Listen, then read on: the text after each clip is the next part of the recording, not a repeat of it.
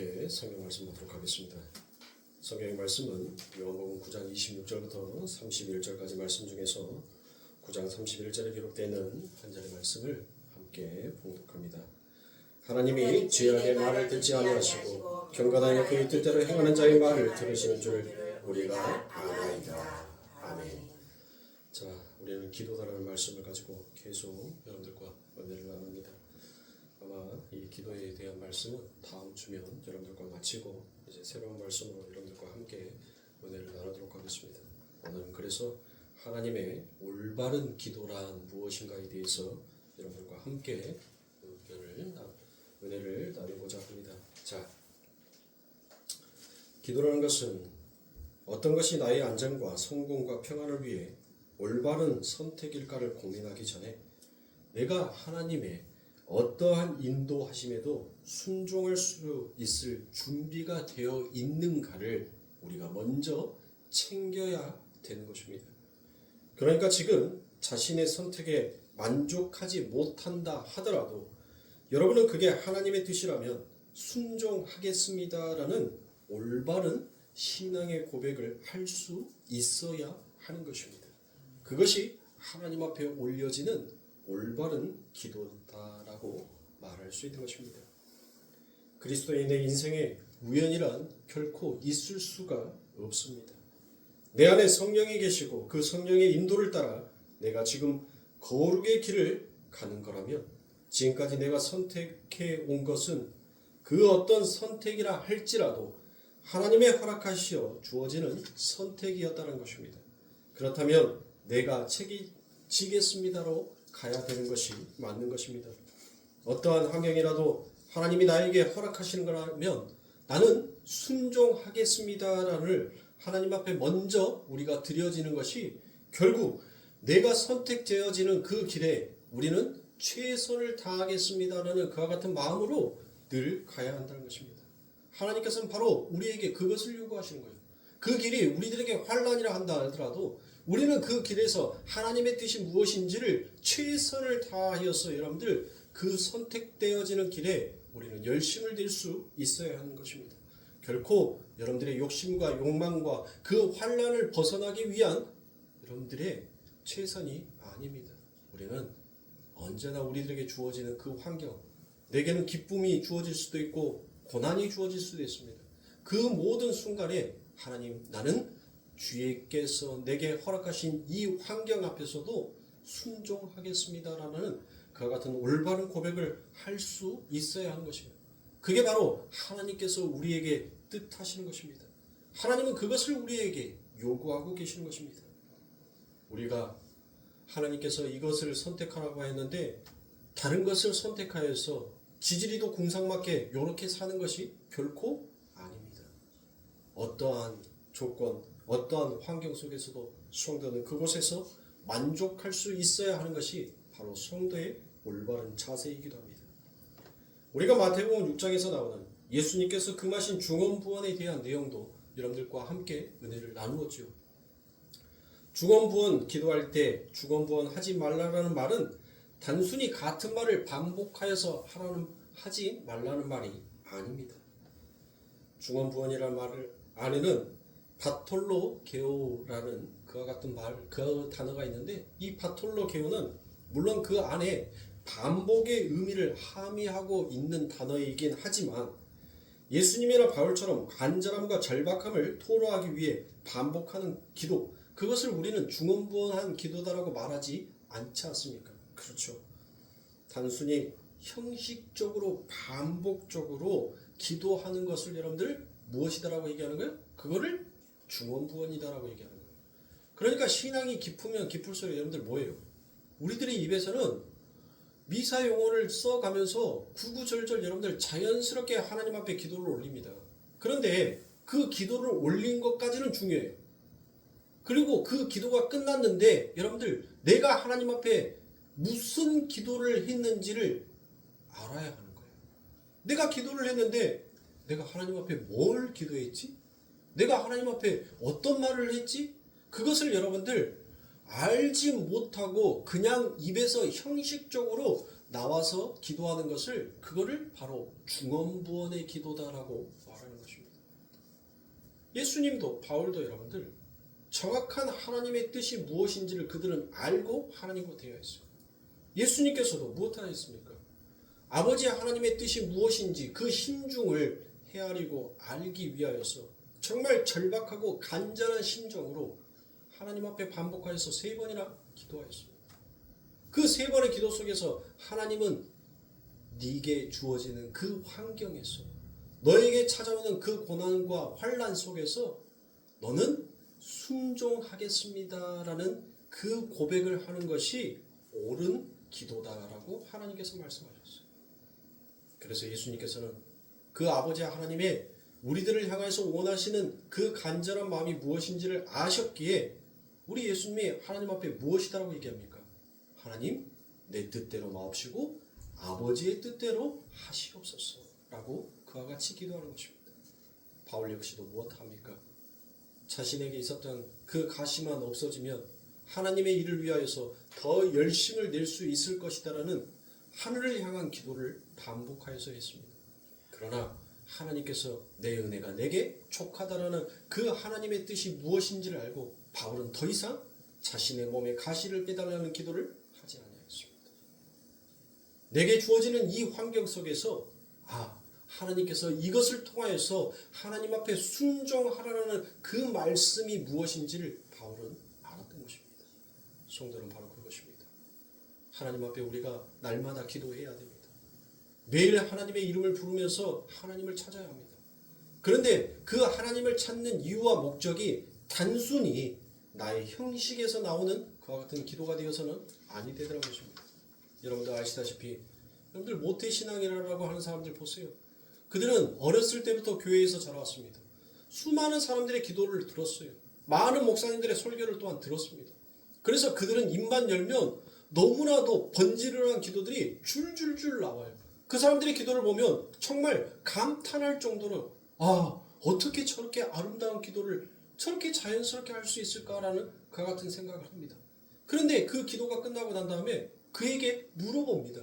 당신은 무슨 기도를 하나님 앞에 올렸습니까? 라고 물었을 때 그들은 하나님 앞에 내가 무엇을 기도했는지를 명확하고 정확하게 정의내려 말하지 못하더란 것이에요.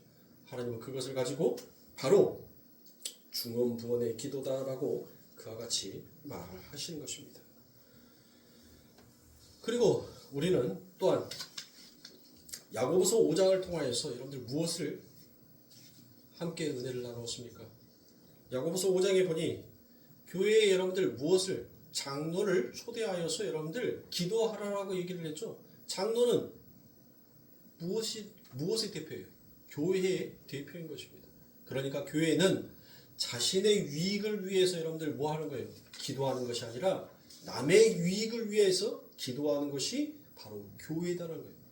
교회의 대표는 결국 나의 유익만을 위하여서 하나님의 이름을 부르짖는 기도를 올리는 것이 아니라 그것이 나에게 손해가 온다 할지라도 내 형제가 살 수 있고 내 형제가 하나님 앞에 바로 설 수 있는 그 기도를 올리는 것이 교회의 본분이며 교회의 직분이다라는 것을 알으라는 것입니다. 그래서 사랑하는 성도님들, 우리들은 오직 우리의 유익만을 위해서 우리의 평안과 안식만을 위해서 사는 자가 아니라 우리는 남을 위해서 사는 자여야 된다는 것을 함께 은혜를 나누었죠. 그뿐만이 아닙니다. 시편에 나오는 다윗의 기도를 우리는 보았습니다. 다윗이 그 하나님의 이름을 어떻게 부르짖었습니까? 어떻게 하나님 앞에 그 하나님의 이름을 불렀습니까? 너무나도 애절한 마음으로 그 하나님을 부르더란 것입니다. 마치 아이가 엄마를 잊어버렸을 때 그 간절함, 엄마를 찾는 것처럼 이 다윗은 왕이었음에도 불구하고 그의 체면은 안중에도 없었어요. 누가 나를 보든지 말든지 그거는 전혀 상관없었어요. 하나님이 나를 버려버리시면, 하나님의 얼굴을 나에게 숨겨버리면 그것이 바로 내 삶의 끝이다라는 것을 바울은 알았습니다. 그래서 바울은 늘 하나님을 부르짖을 때 마치 아이가 엄마를 잊어버렸던 것처럼 그와 같은 간절한 심정으로 하나님의 이름을 불렀더란 것입니다. 우리들은 하나님의 이름을 어느 때 그렇게 부릅니까? 우리가 열심히 정성과 뜻을 다해서 하나님 앞에 기도하고 열심히 하나님의 그 응답을 기다렸었을 때 우리가 원하는 방향으로 그 뜻으로 그 길이 열려지지 아니하였었을 때 우리는 원망과 탄식이 섞여 있는 그 목소리로 하나님의 이름을 부르짖지 아니하였습니까? 그 하나님이 나의 기도를 들어주지 아니한다 할지라도 그 하나님이 내게 함께하여 주심이 정말 축복이고 감사라는 그와 같은 마음으로 하나님의 이름을 부르짖는 것이 아니라 나에게 손해가 오고 나에게 환난이 닥치고 나에게 고통이 찾아오고 내 안식이 파괴가 되고 내 평안이 사라졌었을 때 오히려 우리는 원망이 섞인 이름으로 하나님 앞에 큰 소리로 부르짖을 때가 너무나도 많았던 것입니다. 우리는 그 시편의 다윗의 기도를 보면서 우리는 어떠한 심정, 어떠한 마음으로 하나님의 이름을 부르짖어야 하는지를 여러분들과 함께 살펴보았죠. 이제 마지막으로 우리는 하나님의 음성을 분별하는 방법 또한 함께 생각해야 합니다. 어떻게 해야 하나님의 음성을 쉽게 우리가 분별할 수 있겠습니까? 여러분들, 그것은 기도를 물론 많이 해야 합니다. 그렇죠? 아이가 어느한 말로 여러분들 엄마에게 말을 하였을 때 무엇해요? 그 엄마는 그 아이의 어느한 말을 전부 다 알더라고요. 이해를 하더라고요. 여러분들, 남편이 중풍병에 걸렸어요. 그래서 말이 어눌합니다. 그런데 그 남편이 그 어눌한 말의 표현으로 아내에게 이야기를 했었을 때 그 아내는 무엇하는 거예요? 그동안 살아오면서 그 남편과 함께 많은 이야기를 했기 때문에 그 남편의 어눌한 말을 전부 다 이해하고 알더란 것이에요. 마찬가지입니다. 우리도 우리의 기도가 유창하지 못하고 우리의 기도가 하나님 보시기에 그럭저럭 아름답지 못한, 그리고 다른 사람들처럼 부드럽게 나오는 기도가 아닌다 할지라도 우리는 하나님 앞에 우리의 어눌한 언어를 가지고 하나님 앞에 기도해야 합니다. 그럴 때 우리 하나님은 많은 대화, 많은 기도를 통하여서 우리가 하나님 앞에 어떠한 마음으로 기도하고 있는지를 하나님은 아시더란 거예요. 그 말을 이해하시더란 것입니다. 우리 하나님이 우리가 기도하지 않으면 우리의 말을 이해하지 못하는 그런 하나님이 아니에요. 하나님은 전지전능하신 하나님이라고 하잖아요. 말하지 않아야도 아는데 우리가 그 하나님과 가까이 하는 훈련과 연습이 필요하다는 것을 많은 기도를 통해서 때로는 알아야 할 것입니다. 이렇게 우리는 늘 우리의 기도 속에서 하나님의 의중과 뜻을 잘 분별하여 깨닫게 되는 것입니다. 오늘은 성경에 등장하는 그동안 많이 오해되어져 왔던 기도의 내용들에 대해서 여러분들과 함께 은혜를 나눌 텐데, 아마도 제가 준비했던 것을 여러분들에게 오늘 다 끝낼까 했는데 다 끝내지 못하고 다음 시간에 여러분들과 이어서 미처 드리지 못한 말씀들을 드리도록 하겠습니다. 자, 먼저 우리가 많이 오해하고 있는 그 성경의 기도의 내용들 속에서 열왕기서와 이사야서에 반복되어 있는 히스기야의 기도에 대해서 한번 살펴보고자 합니다. 이사야서 38장 1절부터 8절까지 말씀해 보니 그쯤에 히스기야가 병들어 죽게 되니 아모스의 아들 선지자 이사야가 나와 그에게 이르되 여호와께서 이같이 말씀하시기를 너는 내 집에 유언하라 내가 죽고 살지 못하리라 하셨나이다. 이제 뭐라는 거예요? 이사야 선지자가 히스기야에게 가서 뭐라고 얘기해요? 너 이제 죽었다라고 얘기를 하는 겁니다. 하나님이 그러는데 너 이제 죽었대라고 그와 같이 얘기합니다. 그럼 여러분들 뭐 한 거예요? 하나님이 선지자에게 걔한테 가서 전달해 너 이제 죽었대라고 하면 그는 뭐 하는 거예요? 죽은 거죠. 죽은 거. 그렇죠. 자, 2절에 히스기야가 얼굴을 벽으로 향하고 여호와께 기도하여 가로되 여호와여 구하오니 내가 주의 앞에서 진실과 전심으로 행하며 주의 목전에서 선하게 행한 것을 추억하옵소서 하고 심히 통곡하니 이에 여호와의 말씀이 이사야에게 임하니라. 가라사대 너는 가서 히스기야에게 이르기를 내 조상 다윗의 하나님 여호와께서 이같이 말씀하시기를 내가 내 기도를 들었고 내 눈물을 보았노라. 내가 내 수완에 15년을 더하고 너와 이 성을 아수르 왕의 손에서 건져내겠고 내가 또 이 성을 보호하리라. 나 여호와가 말한 것을 내게 이룰 증거로 이 징조를 내게 주리라. 보라, 아하스의 일령표에 나아갔던 해 그림자를 뒤로 10도를 물러가게 하리라 하셨다 하라 하시더니 이에 일령표에 나아갔던 해의 그림자가 10도를 물러가니라 라고 이와 같이 얘기합니다. 이 짧은 히스기야의 기도를 가지고 이미 여러 제자들에 의해서 여러 권의 단행본이 출간이 되었을 정도입니다. 히스기야의 기도는 너무나도 인기가 많은 기도입니다. 야베스의 기도만큼 이 히스기야의 기도도 참으로 많은 책들이 출간이 되었고 많은 사람들이 이 히스기야의 기도라는 내용을 많이 읽기도 하였습니다. 사람들은 히스기야의 기도가 하나님 앞에 통곡하며 회개하며 생명을 15년이나 연장받은 능력의 기도다라고 여겼습니다. 그러한 관점에서 이 히스기야의 기도를 가지고 얼토당토 않는 소설을 쓰기까지 합니다. 그리고 그 소설을 많은 사람들이 참으로 좋아하더란 것입니다. 왜냐하면 나도 열심히 기도하여 마지막 임종의 순간에 열심히 기도하여 15년이 연장되지 아니할까라는 그와 같은 생각을 가진 사람도 있을 겁니다. 아니 15개월이라도 연장되었으면 좋겠다라는 그와 같은 생각을 가지는 사람들이 있더라는 것입니다. 그러한 기적이 내 삶에 나타난 것은 굉장히 여러분들 뭐하는 거예요? 익사이팅한 일이기 때문에 히스기야의 기도를 굉장히 좋아하는 것입니다. 이 히스기야의 기도가 정말 하나님 앞에 때를 쓰면 생명이 연장을 받을 수 있다는 과연 그런 기도일까요?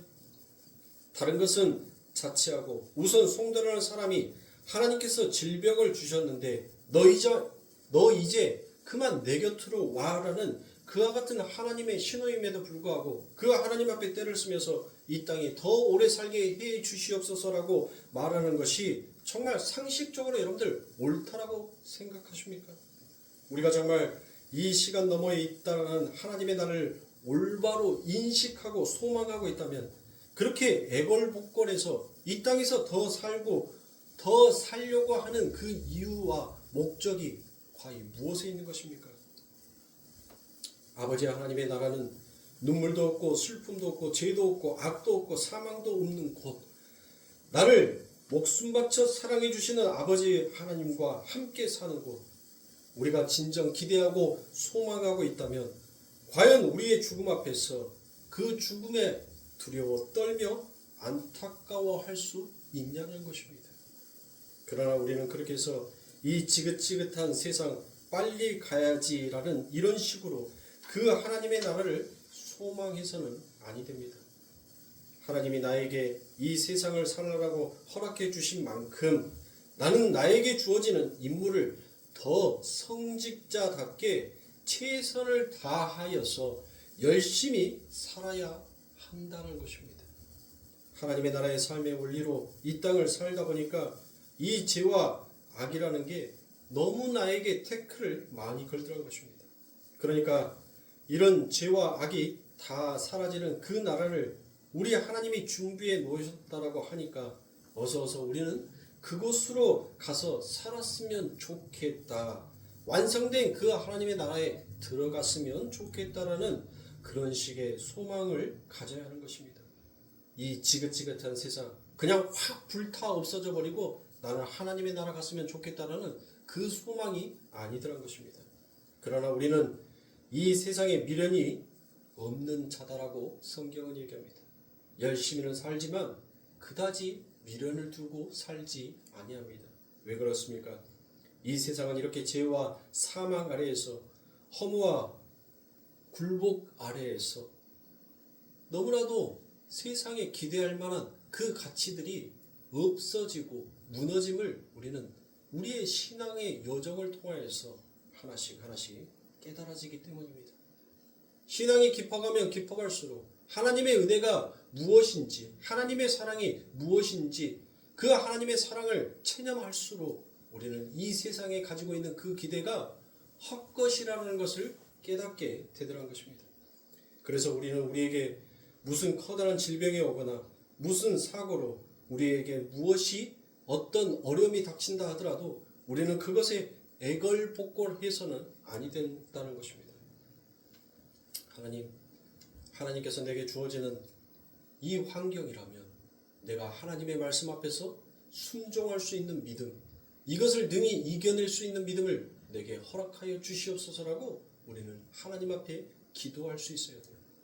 우리의 많은 기도들이 우리에게 어려움과 곤란이 닥치면 하나님 이 문제를 해결해 주세요라고 그와 같이 기도를 합니다. 그거는 하나님 앞에 올바른 기도가 아닙니다. 하나님 이 문제를 능히 해결할 수 있는 힘과 지혜를 하늘로부터 받기를 소망합니다. 그래서 이 고난과 이 환난을 통하여서 하나님께서 내게 말씀하고 싶어하는 그 뜻이 무엇인지를 하나님 내가 더욱더 깊이 깨달았기를 원합니다라는 그와 같은 믿음의 기도가 우리에게 있어야 하는 거예요. 그래서 하나님께서는 우리들의 삶 가운데 늘 환난을 던지십니다.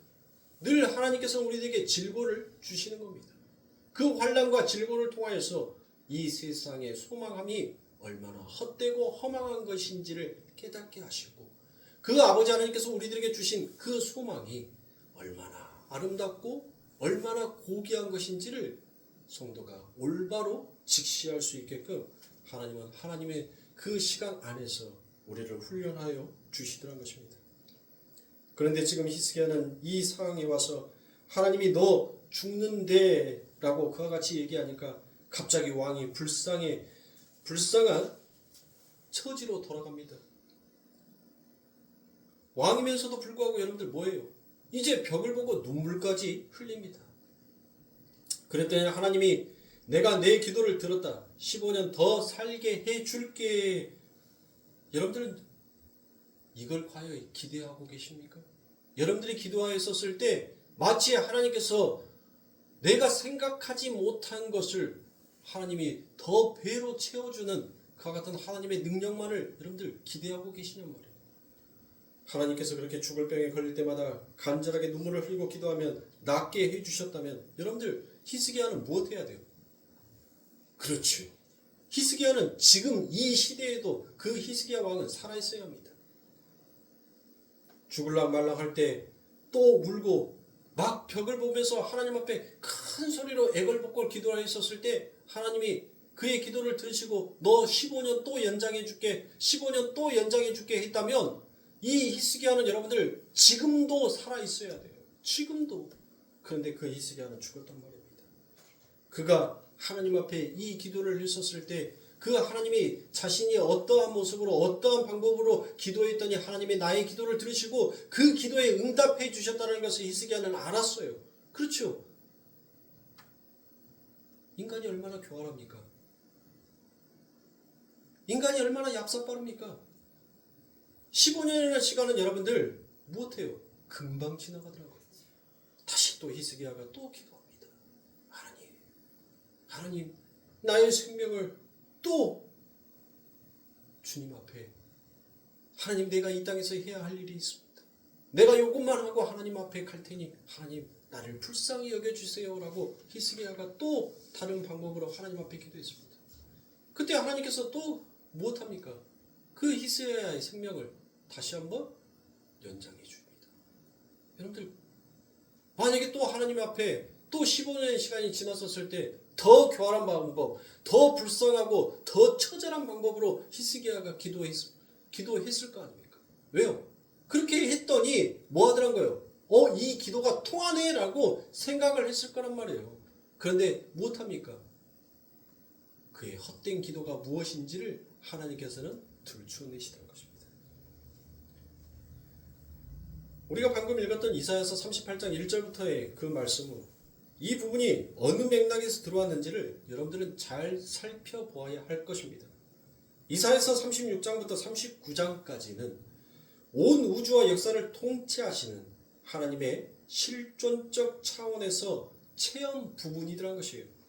하나님의 통치에 대한 약속들과 소망들이 어떻게 사실인가를 그의 백성들에게 체험케 하시고 확신케 하시는 하나님의 간섭과 찾아오심에 관한 기록이 바로 36장에서부터 39장까지의 기록입니다. 그러니까 여러분들은 어떠한 에피소드를 대할 때, 성경에서 그런 에피소드를 대할 때 구속사 안에서 어떻게 해석을 할 건지를 염두에 두고 보아야지, 그 에피소드를 마치 문자적으로 여러분들이 읽어버리면 성경 전체는 이렇게 하면 하나님께서 이렇게 해 주시더라라는 방법론으로 바뀌어버리면 성경 자체 전부 다 오역을 할 수밖에 없는 것입니다. 어떠한 목적지를 정해 놓으시고 하나님이 당신의 백성들을 친히 간섭하셔서 은혜를 이끄시고 징계도 하시면서 결국에는 그 목적지에 데려다 놓고 마시는 하나님의 주권, 실존적 그림을 보여주는 것이 바로 이 히스기야의 이야기인 것입니다. 하나님은 분명한 목적을 가지고 계세요. 하나님께서 우리들을 어떠한 목적으로 이끌고 계세요? 바로 당신의 제자? 그렇죠. 제자 아니라겠어요? 당신의 자녀 만드는 그 목적을 두시고 하나님은 때로는 우리들의 삶 가운데 간접적으로 하나님은 우리들에게 징계도 하시다는 것입니다. 그러나 우리가 그 징계를 당하여도 우리가 하나님의 자녀다라는 이 믿음의 확신을 우리를 놓지 못하게 한 것이 하나님의 믿음이라는 거예요. 하나님께서 우리들에게 주신 은혜의 선물이라는 것입니다. 하나님은 아수르 포위의 속수무책이 되어버린 남유다와 이제 설상가상으로 그들과 맞서 싸워야 하는 왕이 포위된 상태에서 죽을 병에 걸려버렸습니다. 그 상태에서 죽을 병까지 걸려버린 히스기야를 통해서 하나님의 공의의 심판과 은혜의 풍성함을 동시에 보여주시고, 그럼에도 불구하고 즉시 교만에 빠져버리는 히스기야를 우리는 이 성경의 내용을 통해서 볼 수 있습니다. 39장에 보면 여러분들 어떻게 합니까? 그 히스기야가 곰방 교만에 빠져버리죠. 그래서 바벨론 사자에게 자기 소유를 무엇합니까? 막 자랑하더라는 거예요. 하나님을 자랑하는 것이 아니라 여러분들 무엇을 자랑해요? 자신의 가진 재산을 자랑하다는 것입니다. 이 바벨론은 여러분들 왜 히스기야에게 왔어요? 왜? 그 죽을 병에 걸린 자를 15년의 생명을 연장시키게 하는 너희의 신이라면, 죽을 사람도 살려내는 그런 신이라면 우리는 싸워봤자 너희들과 싸움이 되지 아니하는 존재다라는 것을 이 바벨론이 알았단 말이에요. 그래서 무엇을 원하는 거예요?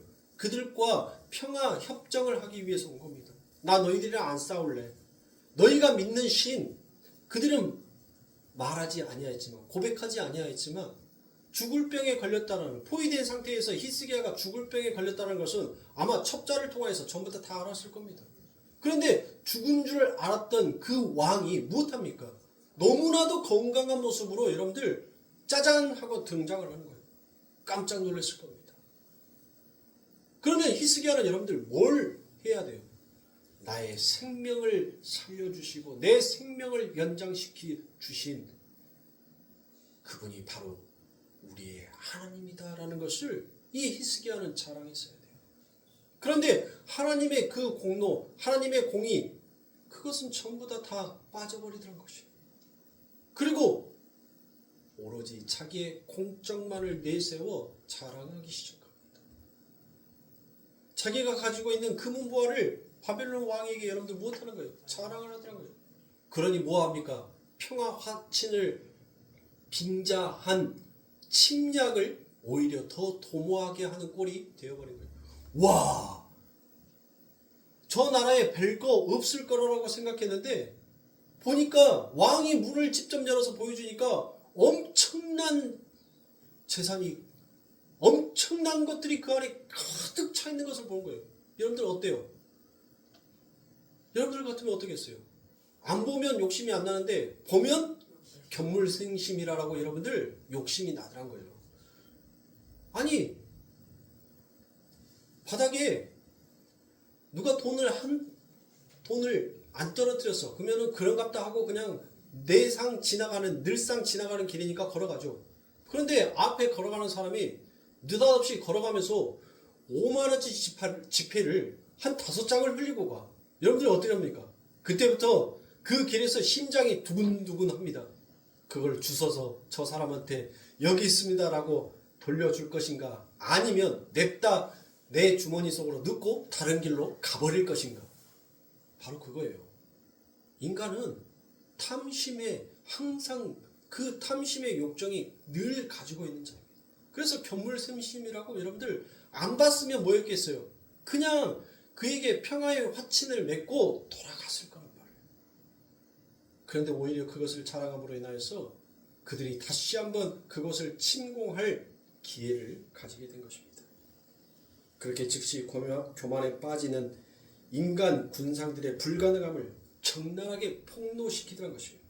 그런데 그 모든 것이 이미 누구 안에 있더란 거예요? 하나님의 계획 안에 전부 다 들어가 있어요. 이렇게 얘기하니 뭘 하나님이 자기 백성을 나는 너의 하나님이 되고 너희는 내 백성이 될 것이다 라고 했던 그 하나님이 오히려 그 백성을 죽이는 하나님이라는 말이더냐라고 여러분들 생각하시면 아니 된 것입니다. 하나님은 모든 것들을 다 알고 계셨습니다. 그게 바로 36장에서부터 39장이고 그 39장 이후의 이야기가 바로 그 이야기인 것입니다. 여러분들이 이사야의 말씀을 여러분들 저와 함께 공부하셨으니까 새록새록 기억이 나실 겁니다. 아수르의 침공, 히스기야의 질병과 회복, 이 모두는 하나님의 계획 속에 전부 다 들어있었던 것입니다. 히스기야의 질병도 마찬가지고 아수르의 침공도 마찬가지입니다. 하나님은 그 모든 일들을 이미 다 예견해 놓으셨습니다. 하나님은 교회에 무언가를 설명해 주시기 위하여서 역사의 사건과 인물들까지 친절하게 자세하게 들어서 그림으로 우리들에게 설명하여 주시더란 것입니다. 하나님은 분명 이스라엘이 가나안에 들어가기 전부터 그들이 가나안에 들어가서 어떻게 하나님 앞에서 패역한 짓을 행하고 우상을 섬기게 될 것인지를 하나님은 이미 예언하셨죠. 그 예언은 너희들 내가 지금 이렇게 예언하니까 내 예언 듣고 너희들 절대 실수하지 마라는 그와 같은 예언이 아니었습니다. 너희들은 분명히 그렇게 될 것이야 라는 그와 같은 예언이었습니다. 그리고 그때 하나님께서 그들을 어떻게 징계하시고 징치하시는 것인지에 관해서도 확실하고 자세하게 말씀을 하십니다. 그리고 문자 그대로 그 모든 일들이 전부 다 1.1획도 틀어짐없이 일어나더란 것이에요. 그의 근거한 말씀이 바로 신명기 31장 16절부터 22절까지의 말씀입니다. 여호와께서 모세에게 이르시되 너는 너의 열조와 함께 차려니와 이 백성은 들어가 거할 그 땅에서 일어나서 이방 신들을 음란히 쫓아 나를 버리며 내가 그들과 세운 언약을 어길 것이라. 그때에 내가 그들에게 진노하여 그들을 버리며 내 얼굴을 숨겨 그들에게 보이지 않게 할 것인즉 그들이 삼킴을 당하여 허다한 재앙과 환난이 그들에게 임할 그때에 그들이 말하기를 이 재앙이 우리에게 임함은 우리 하나님이 우리 중에 계시지 않은 까닭이 아니뇨 할 것이라. 그들이 돌이켜 다른 신을 쫓는 모든 악행을 인하여 내가 그때에 반드시 내 얼굴을 숨기리라. 그러므로 이제 너희는 이 노래를 써서 이스라엘 자손에게 가르쳐서 그 입으로 부르게 하여 이 노래로 나를 위하여 이스라엘 자손에게 증거가 되게 하라.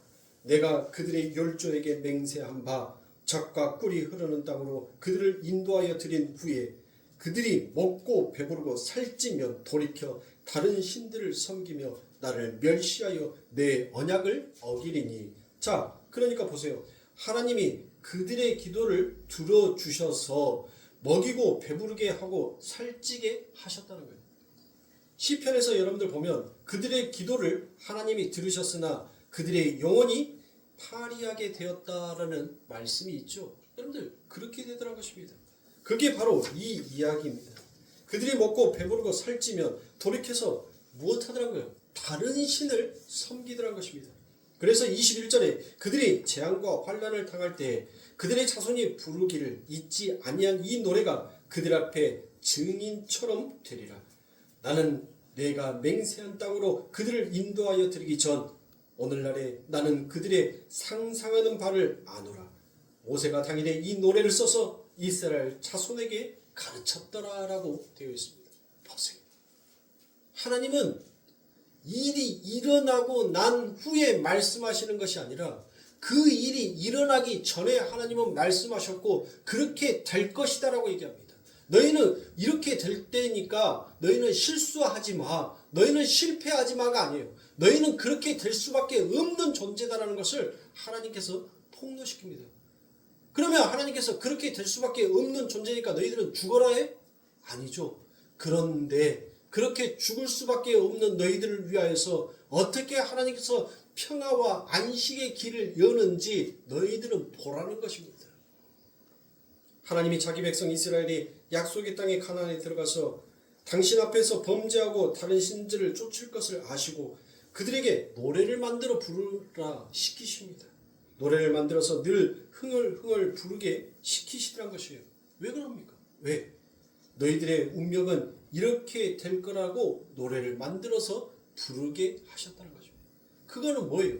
너희가 어떠한 존재인지 이 노래를 통해서 너희들은 알라는 것입니다. 하나님의 은혜가 무엇인지 너희의 후대가 이제 그 노래 속에 담겨져 있는 그 하나님의 뜻을 알게 될 것이라는 것입니다.